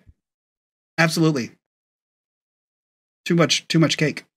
Mac disappears for a minute. But where the hell were you? Guys. Yeah. Yeah. That man, that's a bad man. That he's gonna kill Tommy Vernon. What? Yeah. Where were you? Where did you hear this? I just went in the office and listened. And overheard. Look, Tommy's in trouble. Tommy needs like all these parts, and like if he didn't get them, Colt, that was so dangerous. Also, that man's like an alien. Oh. Did you see his eyes? Bright yellow. Oh my gosh. Okay, It was so so weird. They didn't see it. How could you miss that? Hey, you guys are doing it again. Lucas, did you see that guy? Yeah, the man? What color was his eyes? Like dark brown? See? okay. Is that weird? Laura Like, and her like mom. regular eyes. He's just like a regular, I mean, like a business guy. how diverse is this school? Because it's like, would Alara be like really confused that he knew who her mom would be, or like, is it like, yeah, she's the brown teacher? Jesus, way to make me racist. No, I mean, it is. The area is not incredibly ethno-diverse. You stick out. Okay. Yeah, the student body is like 95% white. And the teachers are just a slightly less percentage of that. Yeah. I think Okay, no, so I was just like, Indian I don't know kids. how confused Alara, like how alarmed Alara would have been necessarily. Like a little bit that he knew her name, but like she's not like shocked that he was like, oh yeah, I know which one's your mom. And just like, yeah, I mean, who else? It's not gonna be like, anybody else on our teaching staff. So it makes sense. Yep. She's not mega confused. She's just like, that was creepy. Yeah, that's a good way for a 16-year-old to justify that. She's do it. Wasn't creepy at all. No. Yeah, Lucas looks to you and says, what's up with that guy? What are you, He got to work for the mob or something. you think so? Yeah.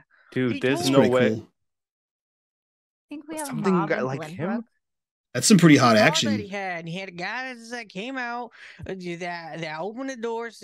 He's got Hold up. what is it, the shofar?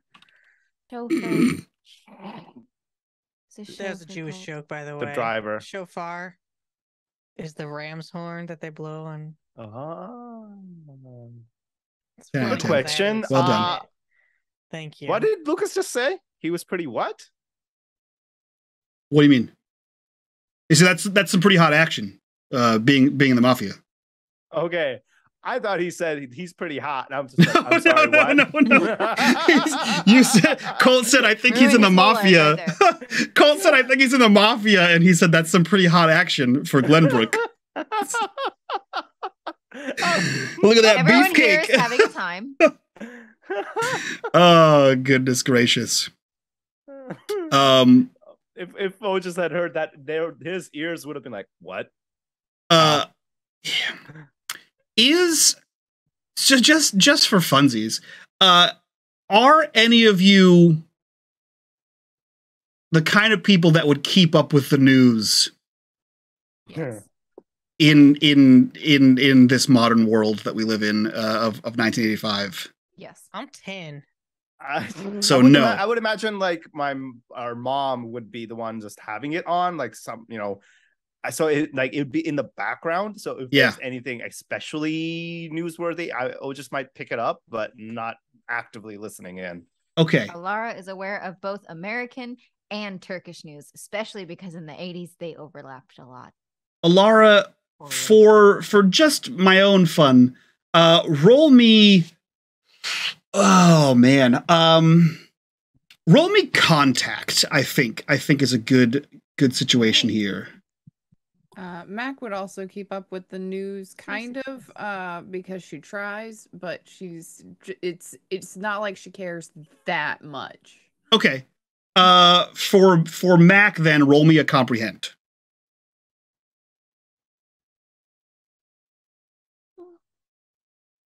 One success. Okay. For what it's worth, both of you have heard on the news, perhaps adults talking, perhaps seen in a newspaper, there is an active mafia in Rhode Island in 1985. So the actual historical fact, the seat of power for the New England Mafia is Rhode Island.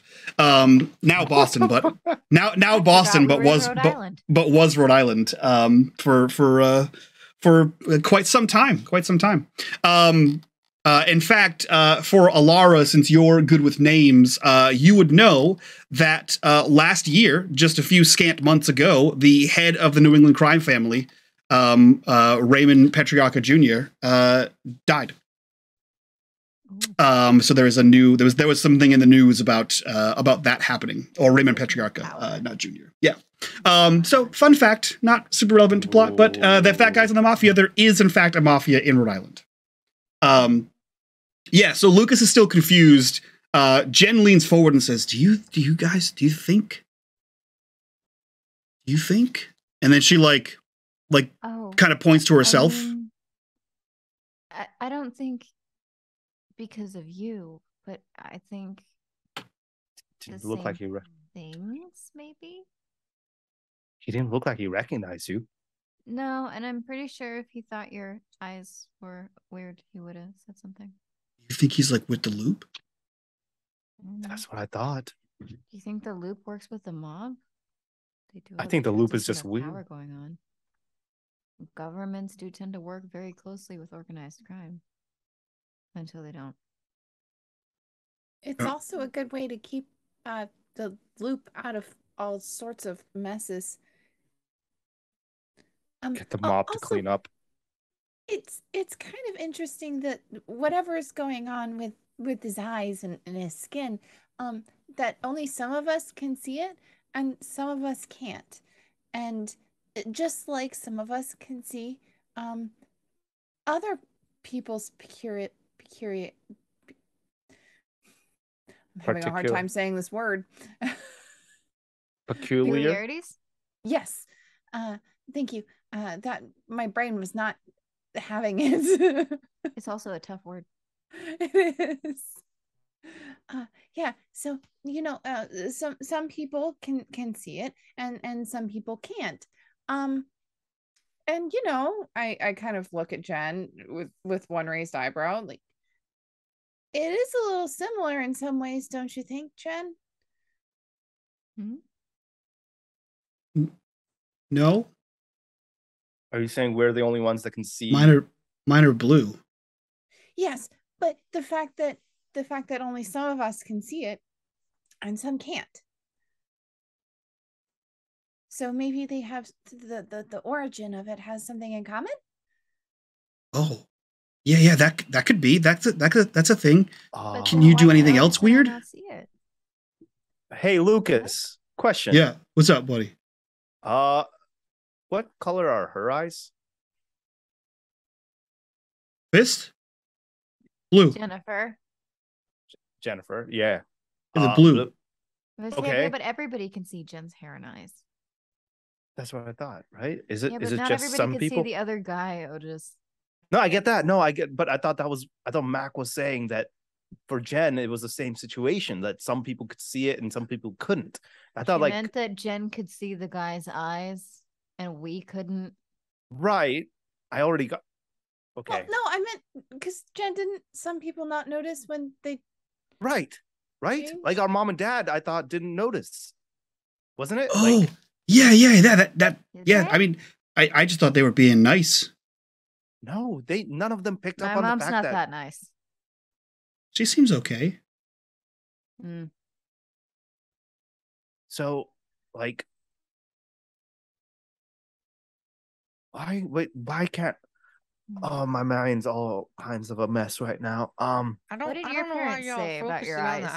eyes when this guy's gonna do a murder. You don't. Did he say that? Like, did he say Not in so I'm many gonna kill words. you? No, Well, Did maybe he know he you were won't. there? no. Sorry. But okay, who do we even talk to? It's not like we can stop any of this. Who do we talk to and tell? Who's gonna believe us, especially with what we did at the beginning of the summer? Well, I think what we got is. I mean, you don't have Would- to, but I'm. What'd you gonna guys go do at help. the beginning of the summer? Had a party? Yeah, really Dude! responsible party. What the hell? Like What? first you tell me that we're gonna go to the stadium for the game together, and then you just don't show up, and then you have a party with like We did go to the game. a bunch You of were people, there at the line. and you didn't invite don't me remember. to the party, dude. What the hell, man? It was my party, and I did it was this it's a Turkish thing where you like have a little lottery of who you invite, and it's like a getting to know new people party, but it kind of turned into a rager, and I got in really bad trouble, and so did everybody else. But yeah, I love turkey, dude. What the fuck? Not cool, man. Super uncool. you get like from Alara of like I tried, he's trying. I tried. Like I thought we were like this, but like now we're like, Okay, and then just turns to the ground and then basically looks at Lucas and looks at them, and goes, and mouths, "Can I tell him?" He's not gonna believe you. Yeah, but I can try. Otherwise, he's just gonna. You can hear us whispering, so just do what you're gonna do. Sorry, Lucas. Identity crisis. Can you keep a secret? yeah, man. Like I'm like the best secret keeper. Can I insight cake. check that? Yeah. Do I know he's the good keeper of Alara's secrets? gonna eat cake so that she can't be mean. Can I insight check that? I, for some reason, have my doubts that this is the correct statement. Oh fuck! Why are you doubting my NPCs, guys? What's happening right now? You're being an absolute dum-dum. You can roll me contact to see what you know about him, Mac. Otis, you know better. Uh-huh. He's not the best. Yeah, no, I don't know much about him. Yeah, he could I'm be the going to, best. like- He could be the best. You never know. Yeah. I'm gonna he grab just- onto Lucas's shoulder. I'm like, listen, dude. Okay. What I'm about to tell you is gonna put you in a lot of danger. It might cause problems for a lot of people. So I need you. Like, this is like the biggest secret. If you value our friendship, like if you value any bit of this friendship that we have, you will keep this between you and I and the rest of the people here. Okay, dude. What's I up? have a question. Yes. Yeah. Did we see Otis kiss Lucas? Ooh. I think you Did came we come about, or at in least the way it was right- described. Eris did. But I think you Yeah. came around at the part where he was holding hands. I thought. I don't know if it was right when. he was So still- I think Aris saw the smooch because she was like, she saw, that's what it is. She saw it through like the door. And then they rushed the stadium as you were holding hands and you quickly like let go. Yeah. So Okay, then I can't do nothing. I do want to know what you had in mind. Oh, he's gonna cock block the shit out of you. Gonna do what any Yeah, that's all I 10-year-old want, brother man. is gonna do, but I can't. That's meta knowledge. Okay. But I'm just gonna be like, all right, okay. So you know the loop, right? The place, the government place. Yeah, man, I know the loop. Have you heard any stories about it? Do you know like anything about it? Yeah, I heard that they were like training dinosaurs or some shit, which is pretty cool, but like I don't think that's not like a real thing. I don't think they can get a hold of dinosaurs. Wait, they had aliens, but they didn't tell us about the dinosaurs? Oh yeah, I heard about aliens. Alara's I heard mouth right now. that they like they send rocket ships to be friends with aliens. I heard about that. That's cool. Yeah, that's all true. Yeah. Shoving it. Yeah. I heard that they have like a time machine, which is pretty rad. Lucas, Yeah. focus. Sorry. What's up? Back. Okay. Okay. I don't know about any of all that other stuff. You did ask what he knew about. True. Yeah. Right. Thank you. No, I'm just saying. Okay. We broke into the loop earlier in the summer. What the hell, dude? It was a last minute thing. We had a situation, and he kind of looks at Jennifer, but he doesn't say anything because he didn't want to like say anything about her unless she was willing to talk about it. But because we had a need, we needed to go in to do something, and dude, that place is weird, man. That place is weird. Okay, there were bodies, Lucas, out in the fields of bodies, and then we got attacked by robots, like robots. Didn't even knew any of all of this. Dude. Okay. Listen. You can make up whatever cool stories you want to make up about what was in the loop, but like I'm pretty pissed about like you had a turkey party and then you didn't do this thing and then now there's like the loop and like you broke like dude we're like bros and you brought like I can see like bringing little dude right but like you brought Math and Red Mac and what? Cherry. Mac and Cherry. Yeah, math class. No. Mackenzie. Mac. Yeah, she said math class. Like we're in the same math class. Dude. You know about nicknames. You don't just give nicknames. You know. And you listen, my nicknaming skills is not on trial right here. You broke in, you did crimes. You did a crime. You did one or more crimes. I didn't even get like a phone call. I didn't even get like you didn't even believe me that I was at the stadium. Because you were there, dude. We were there. We were all there. I met then you some in weird line freak then, shit too. happened and nobody remembered us. Which you met me in God. line? And like glances at Jennifer and is like, because I like really did not look good at that time. So I don't know for the best. I don't remember meeting you ever before, Math. I'm sorry. That seems super rude, but I apologize. I don't remember meeting you in a line before. That's the thing, Lucas. No one else does. No one else remembers that night happening.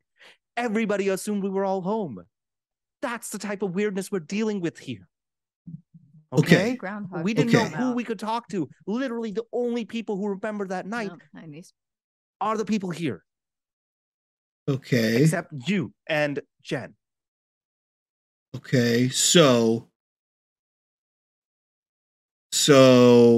you did go to the stadium, and I was there, allegedly, and then you broke into the loop For why? Reasons.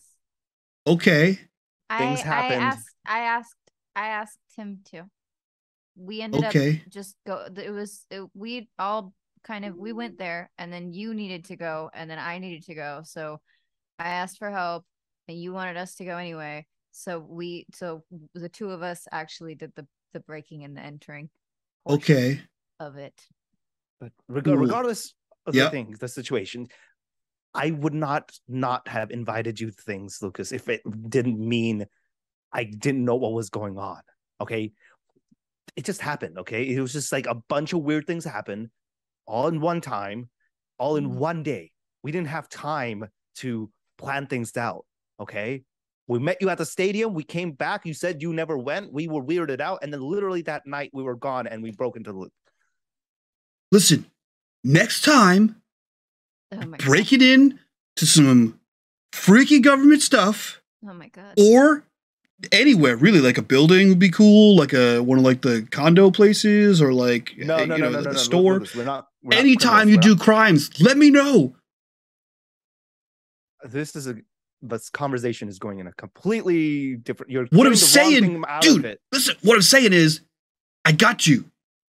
Okay, Right? I'm down for it. We're gonna need muscle like Lucas anyways, because we're Yeah. going up against the mob now. Yeah, and I'm jacked. That's very generous. The Not- cake has not been as jacked as swallowed. me, though. There's not enough. So kind, everybody today. He goes, bro thing. he goes, dude, are you serious? And he like stands up. Yo, Like, lifts his Oh shirt. God! bro, are you kidding me? Is this real right You now? haven't been Is- practicing at all this summer. Look at this. Dude, you have like 3 Oh my jobs. God. I've been working out Max nonstop. drops a Look at plate these. and breaks. Yes. Look at these. Look at these. This is my favorite moment so far. You shitting me right now? Ridiculous. Alara's face just in Jen's jacket. Just, oh my God! Jen is staring in awe at the just the abject confirmation of her sexuality. If she was on the fence before, it's confirmed God. that this is too much. This is too much. It's too much for her. He like puts his shirt down and he's like, listen, what I'm saying is, I got you dudes. Cool. All right, cool. Well, now that we have that groundwork, Let's never talk about this again. that stuff is happening again. Okay? Weird stuff. Except now, weird stuff happening again right now, except now it only seems like half of us can see it. Mac. Yeah, I didn't see anything weird. Mac, Cole, can you tell him what you saw properly so that he understands? Yeah, it's a shadow man Oh, in shadow clothes with bright yellow eyes. Yeah, it was like It's super weird.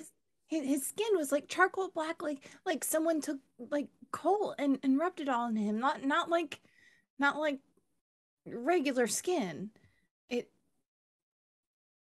really weird. That is really weird. What do you think I couldn't see it? We don't know. Just like I how don't know why you we weren't couldn't looking see hard it. enough. That could be it. He like points to Colt. Makes sense. Your Sense. eyes were really on that cake. You were just going. It's good cake. Like I don't know if you made that. Like it was Yeah, like I from did. scratch or like from a box, but like It was from a box, but you know I worked really hard at it. So Yeah. thanks. it was awesome. yeah, it was amazing. I ate like most of it. Mhm. I noticed. But yeah, that dude, we think It's in the works mafia. for the Or the maybe, but Or more both. likely the Luke. I'm Luke. Yes. Oh my God! Okay. And the thing about all of this, I don't know if anybody else picked up on it, but he's coming to our school. Oh my They're God! in our He's school. been training my mom. Yeah. He said she was a good student. Which is kind of worrying. What are they teaching them? Not really. We've always been a family of nerds. Well, yes, but if Nerds. it depends on what they're teaching them, if that's a good thing or a bad thing. Well, Because if they're teaching them to like torture students more, then do you really want your mom to have that much more power?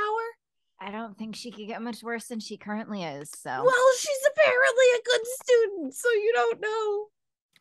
I don't know. Whoa, I barely wait. see her. Wait a minute. I'm sorry. What? Math, do you get tortured at school? Oh my god. Only by people who don't know my name is Mac. It's a nickname, dude. Do you know how nicknames work?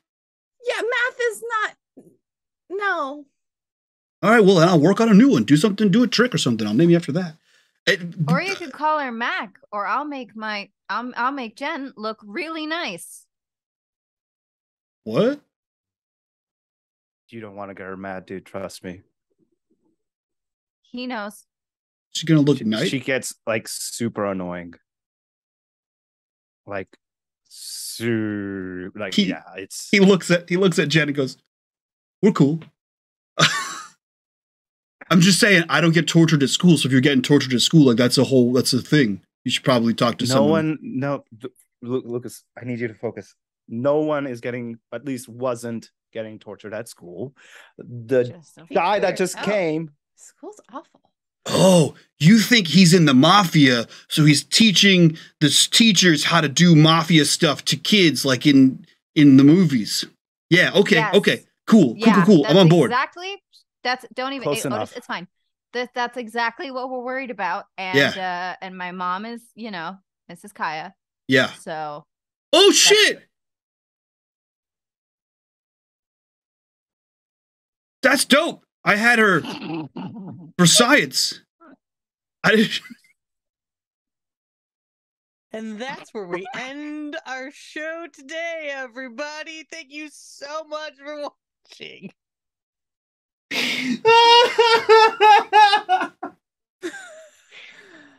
Gosh.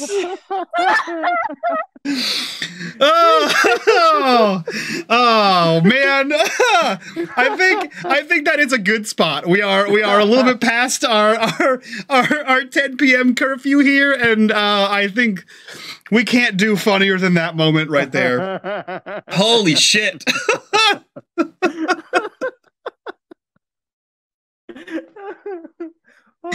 The look of fucking hatred that I just got from fucking Brandy. No shit. I'll kill him. I'll kill your NPC. Oh, hot damn. Yeah, you All right. get gay plot armor in season 1. Oh.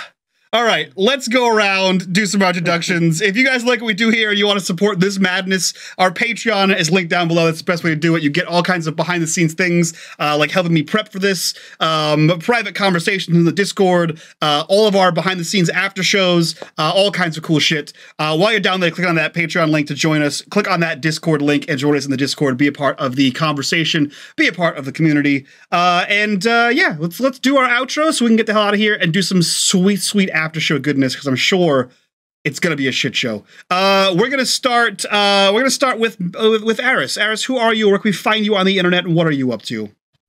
Hello, I'm Aris Savad. I make things like jewelry and dice accessories. You can find the things that I make at arisavad.com. Winter is coming quickly, so don't forget to get yourself a warm and cozy ass hat. Mike, I'm gonna send you one so you can properly promote it. I'll wear it. I will wear that on stream. I'll fucking talk about this ass hat all the time. Love that shit. Yep. So if you like jewelry or containing your stuff, go check out my website because there's a bunch of shit on it. Hell yeah. And there's going to be more soon. Sweet. Gnome, who are you? Where can we find you on the internet? What are you up to? I'm definitely not watching a bowling video. Definitely not doing that. My name is Gnome. You can find me everywhere on the internet at Nomadic. I do things. I don't have cake right now, and I'm very sad. That's a shame. Yeah. Yeah, I'm a fat boy and I want some cake. Maybe Aris can make you some strawberry disaster cake. Maybe. I want a picture of the strawberry disaster cake. It has to look just like the show, authentic. Yeah, I love it. Awesome. Brandy, who are you? Where can we find you on the internet? What are you up to? Hi everybody, I'm Brandy Rose. I'm at the Brandy Rose on Twitter, at Brandy Rose Official on Instagram, and Cutest Patoot on Twitch and TikTok. I am many things: producer, actor, streamer. They create things. I help people create things. I teach people how to create things. I do all of the creating things. You can keep up with all my projects on Twitter, and I actually have a stream that I've been really excited for tomorrow over on my channel, twitch.tv/cutestpatoot.